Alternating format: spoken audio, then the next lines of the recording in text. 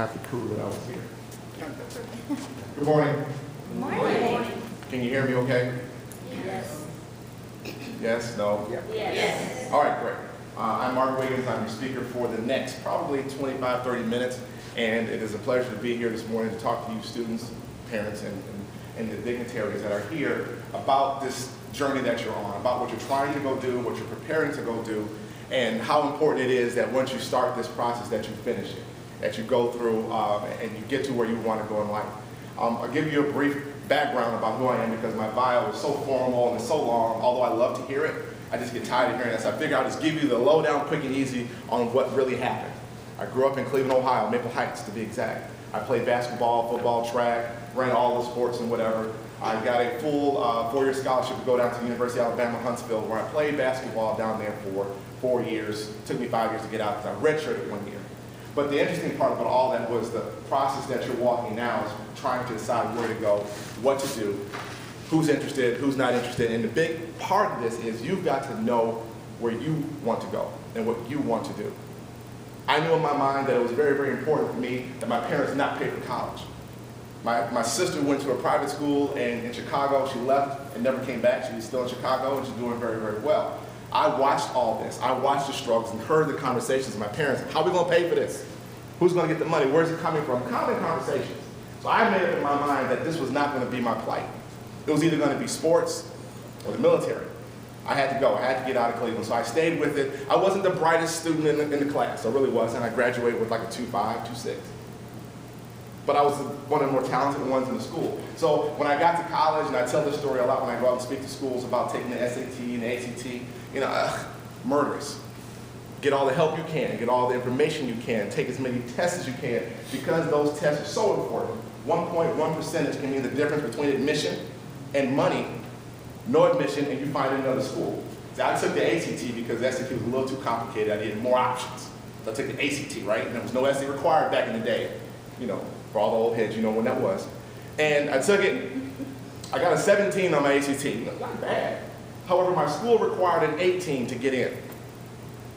So my first year, my first summer in college, Brother Wiggins was on the special student status. You know what that meant? I had to take a lot of different classes. So my first summer of classes looked something like this. I took basketball officiating 101, taekwondo, and I did get a yellow belt, then swimming, and study skills 101. That was awesome. That was my first semester on campus to get my grades up. Well, that's all well and good. I didn't pay for school, so if it took me 5 years before, okay, great. You may not be so fortunate. You may have to actually pay for college, so you want to do the best you can and get all the information you can for these tests because it does make a difference. That being said, I graduated with 2 degrees, moved to Northern Virginia, opened up a store, a cookie store, by the way, and today, surprise, surprise, one of my first employees is actually sitting here. I haven't told you.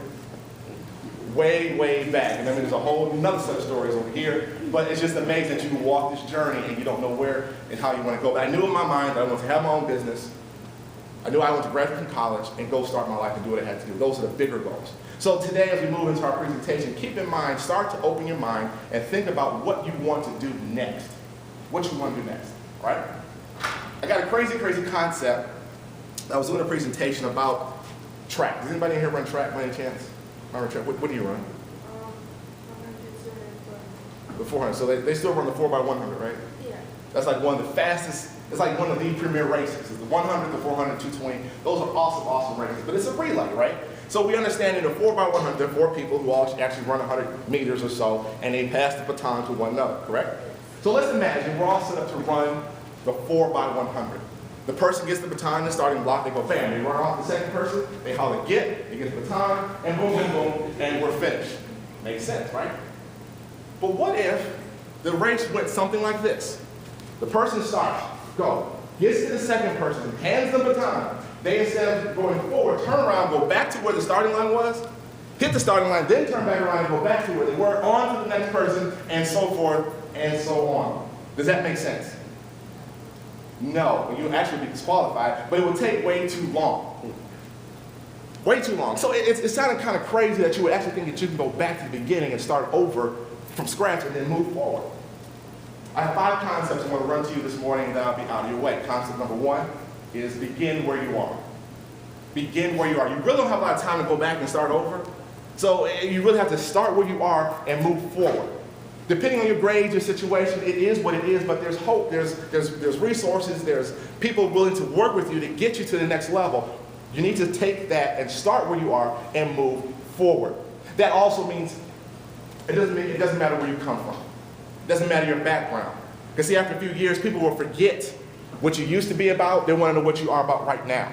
You could care less, I grew up in Maple Heights, Ohio, unless you actually grew up in Maple Heights, Ohio, and that's been a very, very small number. I've actually run into one person since I've been in Northern Virginia about 18, 19 years who actually knew me playing basketball, and we actually played against each other. Doesn't really matter. They all want to know what you've done now. Where are you? Begin where you are. Be encouraged. Don't get discouraged about what your past is like. It's important, should be a motivator, but don't let that stop you from going to where you want to go. All right? Concept number one, begin where you are. Number two, I would like for you to repeat this phrase for me. It's. Try that again. It's all about me. Again, it's all about me. Now, I'm going to stop right here, because every time I run this, people go, oh, well, that's a little selfish, don't you think? That's a little egocentric, a little self-centered. Yes, it is. Yes, it is. It's a very, very selfish statement. But ladies and gentlemen, boys and girls, today I submit to you that at some point in time, you're going to have to be a little bit selfish about what you want to achieve in life and where you want to go. You can't continue to give yourself and everything to everything that goes on around you, because it's taking you away from your original goals. It's taking you away from the place that you want to go in life. Everyone does not have your best interest in heart. They really don't. Let's look at some of the characteristics of someone who we deem to be selfish. The world revolves around them. Everything that they do, everything they touch has a result that benefits them. They're not going to give away anything that's theirs because it's theirs. Why give it away? They have an attitude of empowerment, and you know what? You need to bow down when I walk into the room because I am somebody. And they don't have a lot of good friends because, you know what? If you're not serving and working for them, then you don't need to be around them. Sound about right? Let's turn it around, take it the other direction. When you're focused on you, you're being a little selfish about yourself, you need to be mindful of what you're doing and what you're giving yourself and your time to. You need to make sure that the world does revolve around you every once in a while, because that keeps you aware of what's happening and helps you with your decisions. A lot of the things that will keep you out of or keep you in things are the choices that you make. If you're not aware of the choices that you make and the consequences that happen for those choices, you will find yourself out there by yourself. So being selfish just means really, you know what, sometimes saying, you know what, until getting a call, we don't have these kind of phones anymore. I'm sorry, I'm on my earpiece. Yeah, hello? The party's when? 10. It's Wednesday. You know what? I'm going to say no to that. I got a test tomorrow. I'll holler at you later. I can't hang the phone up anymore. I used to go, hang the phone up. Everybody, now you end. That's what that is. Now I got to end it. You get that call in the middle of the night. Yo, what's going on? Yo, man, let's roll. We're going to be the boys getting together. We're going to play some cards tonight. Get a little Halo. Play Xbox all night. Let's get it in. You know what? I can't do that because I got this big test tomorrow, and I'm trying to get into college. I know if I do well tomorrow, my chances increase. So you know what? I'll holler at you later. End. That's selfishness. But you need to have that as a mindset for you when you make your choices, or else you'll be left behind. I spent a lot of time on the courts in Cleveland by myself working on my skills while others were doing other things. Everybody knows, athletes know that some athletes are made and developed in the off season, not during the season. So I worked a lot by myself out there in the heat, while everybody else was partying and having a good time. The results, I went to school, and if I go home, most of my friends are still right where I left them 25 years later. Be selfish with your time. Concept number 2. Number three is, there's a thing called a strategic plan. A lot of corporations have them. You do them to make sure your company is moving in the direction that you want it to go and that you achieve your goals. There's a lot of time and effort spent on strategic planning, and all these sessions, they bring in speakers like myself and pay us an extraordinary amount of money for us to sit there and get ideas out of you. Have these power sessions and all this kind of things going on, but everybody knows where they want to go. Strategically means that it has something that you've got to do, these certain steps you have to carry to get to your end goal. That is a strategic plan for business. What you need to have is a personal strategic success plan, a PSSP. I actually just finished developing a program that teaches young students how, and people, business people as well, how to develop and move through life. See, if you don't have a destination in mind, you don't know where you're going, it's going to be hard to get there. Let's say, for instance, spring break, and we want to go to Florida. Yay, Florida. Hey, Mickey, here we come. We got a couple minor issues we need to work out. Number one, how we getting there? We catching the bus? We gonna fly? Camel? Donkey? How are we gonna get down there? How long are we gonna be there? Where are we gonna stay? How much is it gonna cost? These things are part of your plan, so you know what you're gonna do. So you set these things up, and those things are steps that move you along the way. So you have to be strategic about it. You have to have an idea of where you want, what you want to be, what you want to do. Write those things down. Today is one of those days. If you've not spent any time writing down what you want to be in life, make that today. Begin where you are today and write that down. Learn your strategic plan and learn how to work it, because there's a lot of things that are involved with it. For you, testing, grades, applications, internships. You want to go somewhere. You know, when you get to the recruiter's table, whether it be for the military or going to school, they're going to ask you a few questions. They're going to say, tell me about some of the experiences that you had in high school and what you did as far as a leader, and why should we bring you into the school? Because grades are not the total definer of what gets you into a college. They want well-rounded students. They want students who are about something. If you can't tell me that you led an organization in your community, that you built Habitat for Humanity, work with children with HIV/AIDS, I don't really particularly care about it.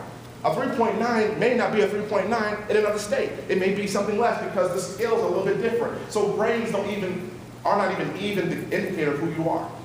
What will set you apart is what you do, your activities and things like that. That is a strategic plan. I know you've got to do community service hours. Make those hours meaningful. Do something important. Lead an organization right now. I don't care if it's the left-handed shoe tires organization. You were the chair. Write that down. And they're going to say, well, what happened to this left-handed shoe? Well, what we did is we really worked on our left hand, and we tied a bunch of shoes. That's what we did. Amazing. This person's a real leader. It matters, young people. It actually matters when you sit down. I'm sure you'll hear it the rest of the day. So develop your plan. Be strategic about it. Know where you want to go. Definitely have your destination in mind. If I say the following phrase, tell me what comes to mind. 2 all-beef patties, special sauce, lettuce, cheese, pickles, onions on the sesame seed bun. Huh? I said Burger King. McDonald's. Oh, McDonald's. Okay. That is so old. 2 all-beef patties, special sauce, lettuce, cheese, pickles, onions on the sesame seed bun. I was about 7 when that came out. I actually had the shirt that was blown out, and it had the 2, everything was written off to the side, and everybody was walking around saying that. Right? All the way, like, I remember McDonald's, right? McDonald's still around. So when I say something like Nike, what comes to mind? Shoes. Jordan. Shoes, Jordan, performance. Swish. Yeah. Uggs. Ugly boots. My question is, I went to actually go to the Ugg store and I have a teenage daughter now. I want some Uggs, but I don't want to be first to get them. I'm like, they've been around for years. But my question is, how is Australia producing these shoes? Is it cold? Do they really need Uggs down in Australia? I guess so, because the store in Georgetown is not a game. If I say 1987. George Orwell. Aeropostale. All right, 1987, because if you see that on the clothing, it's always there, right? 1987. Matter of fact, they don't even have to put their name on it. They just drop a 1987, and you know exactly what it is. That is the year I actually pledged my fraternity, by the way, 1987. But to him, it means something totally different. So what am I talking about? Talking about brands. Talking about brands. On the way over here from Leesburg, Virginia, I stopped counting at about 50 brands all on the way. BMW, Volkswagen, Cadillac, McDonald's, Burger King, all over the place. And those brands say something. You know when you pull into McDonald's and you get a number 2, we know what that is. We know what number 1 is. It's a brand. See, brands are something that speaks for a company or an organization when it is not around. I just did some great marketing for those organizations and they ain't here. They spend billions of dollars per year, thousands of dollars of man hours to make you think about them forefront of mind when you see their symbol, their colors, their themes. If I go EA Sports, you go what? It's in the game. Somebody who's a gamer. Usually there's more guys in the room. I say that, oh, yeah, it's in the game. Because they're all playing Xbox, right? So brands are very, very important. So the question this morning is, what is your brand? What comes to mind when people say your name? What comes to mind when your name comes up in situations or things come up and they want to bring somebody in? Do they speak about you? They think about you in a positive way? They may think about it like, oh, no. Some of you, when you left middle school, went to high school, don't think that teachers didn't know about you before you got there. They all meet during the summer and they had these like sessions and things, and they pass around papers and go, girl, watch this one. And you walk into school, hi, I'm Johnny. We know about Johnny. Oh boy, that is your brand. And what I submit to you this morning is that your brand is so important and so special that you need to protect it and develop it and use it to your advantage. Your brand is something special to you, so it involves what you want to do, how you feel, how you operate, and what you want to do in life. Are you on time? Are you precise in your work? Are you a completer? Are you lazy?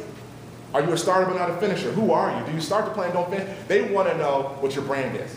Because when the name slides across the table, they're going to know something about you. It'll be reflected in your resume. It'll be reflected in your application. They'll look at your reference letters. And that thing that comes off a reference letter really speaks to who you are as a person. Work on your brand. Side note, let me get my soapbox. If you're on Facebook, please be careful of what you put out, post, and do whatever. And the reason I say that is I know for a fact more and more companies use it as not just a marketing tool, they're using it as a filtering tool. Schools are actually using this as well. If your character and your statements don't line up, we have a problem. You go into the interview situations, I'm very nice, I like to work in the community, I love people, I'm just really nice, but I'm a good person. Okay. Because I'm that college, I actually have a page, so I go look for you. And there you are. 40, poured up in the air. I can't stand $, $. Oh, wow, there's a disconnect. Everything comes out your mouth. I can't stand that girl. I want to see her. I'm going to be her. I'm not going to talk about cyberbullying, all that kind of stuff. I mean, that's what you're dealing with right now. But the reality is that is part of your brand. On my Facebook page, I put stuff out about what I'm doing and speaking or whatever. I didn't think anybody was reading it because, you know, I got 1,000 people on my website, my page, whatever, no big deal. I post positive stuff up, whatever, because my brand is the speaker man and I am that speaker because I want you to know me and call me when you need a job, you got something to do. Shameless plug. And I went home to my 25th high school reunion. Everybody, Mark, I love your post. I didn't even know you looked at my post. You never say anything. Nobody's like to read. Don't you understand? People spend hours on the internet just watching and reading posts. The average 18 to 26-year-old spends 26.5 hours on the internet unrelated to studying. Ladies and gentlemen, that's a part-time job. 26 hours is considered part-time.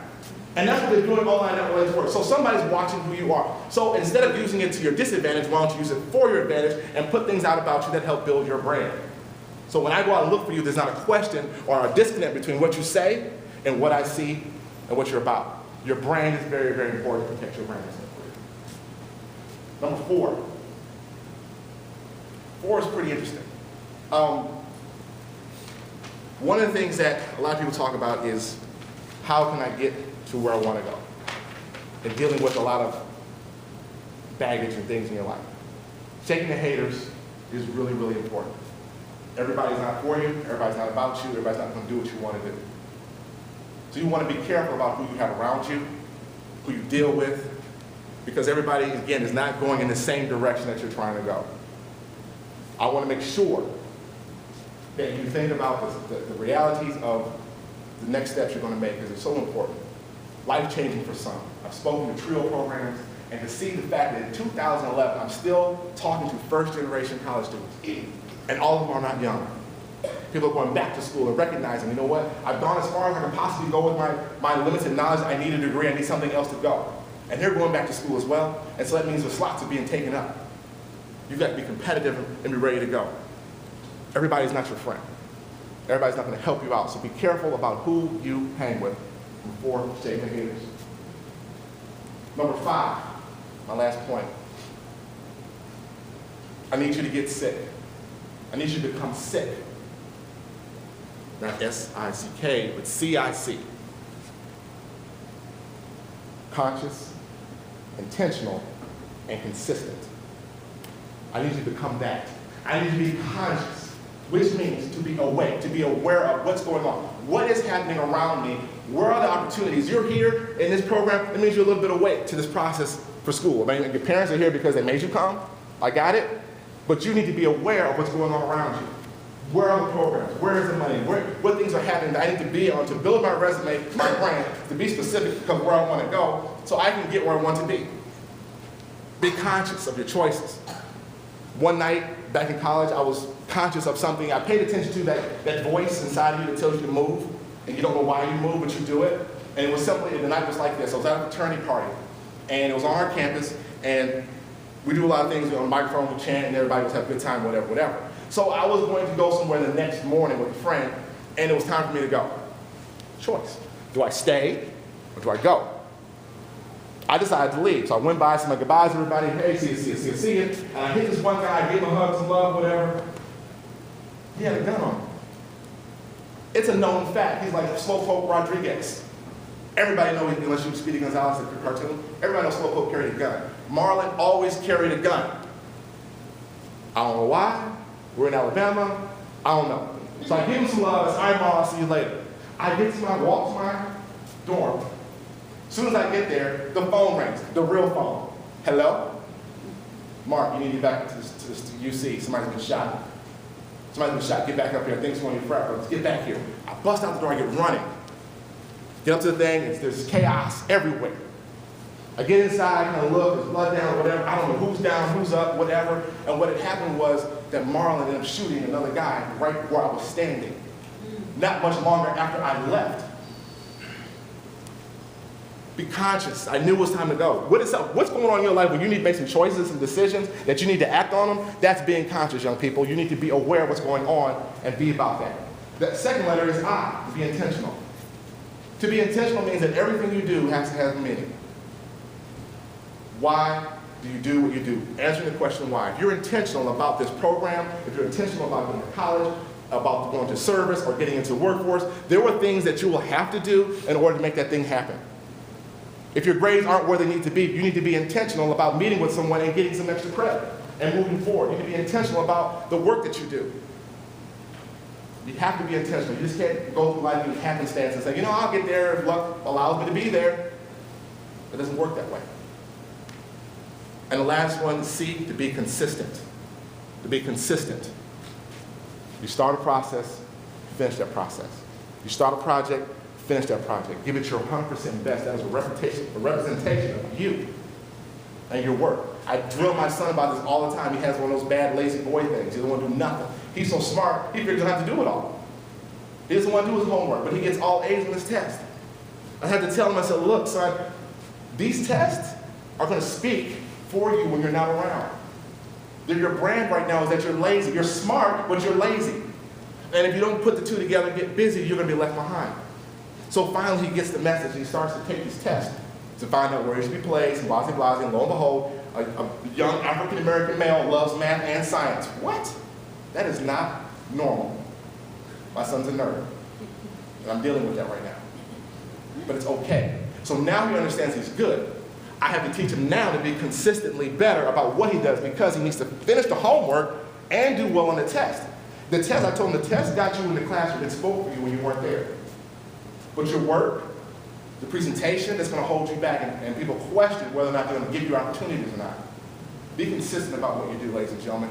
Finish the projects. Follow through. Get through the baseline. All those things, that's what you need to be. You need to become sick. Conscious, intentional, and consistent. I went down to Duke Ellington School in D.C. Are you familiar with it? And I went to Duke Ellington to speak, and I was all excited because I'm like, oh my, it's going to be like Fame. Or Glee, for those who watch Glee.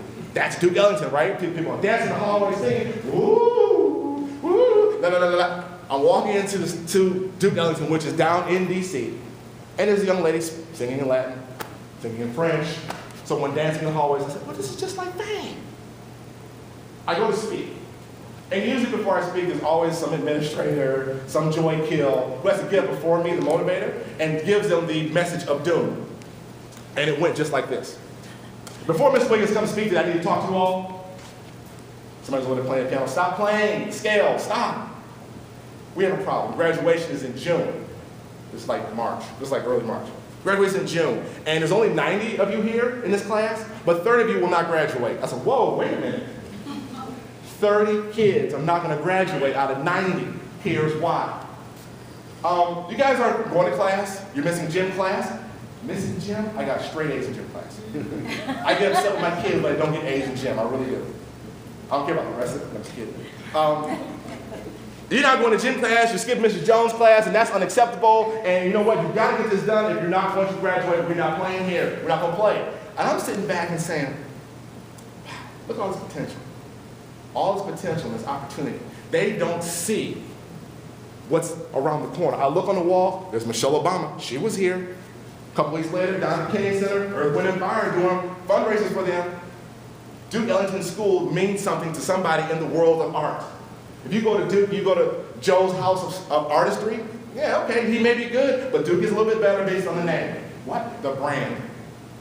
So here you are in a situation where the brand will speak for you because you came from that program, and yet and still, you don't take advantage of everything that's available to you. You're not awake, you're not intentional, and you're not being consistent. And I'm thinking, wow, potential. What is potential? Potential is unrealized energy, right? It's unrealized, it means it's not used. When you are not potential, if you're just potential, that means you're not being engaged. Once energy is engaged, it drives force, and everybody knows it makes things happen, right? So like the energy sitting behind a light switch, we know it's there, but until you flip the switch, make the connection, it does nothing. Ladies and gentlemen, where you're sitting today, do not waste the potential to turn this opportunity into your success. All you need to do is stay active, stay involved, and reach your goal. That's what it's all about. I'm going to leave you with some affirmation, please, if you would all stand up for me.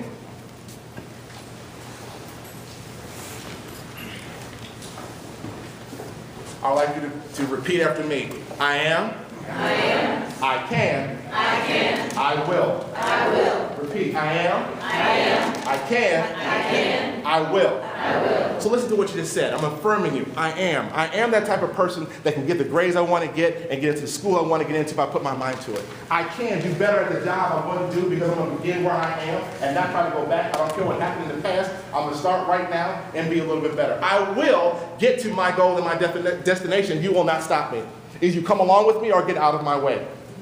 Repeat. I am. I am. I can. I can. I will. I will. Thank you very much. You guys have a great rest of the day.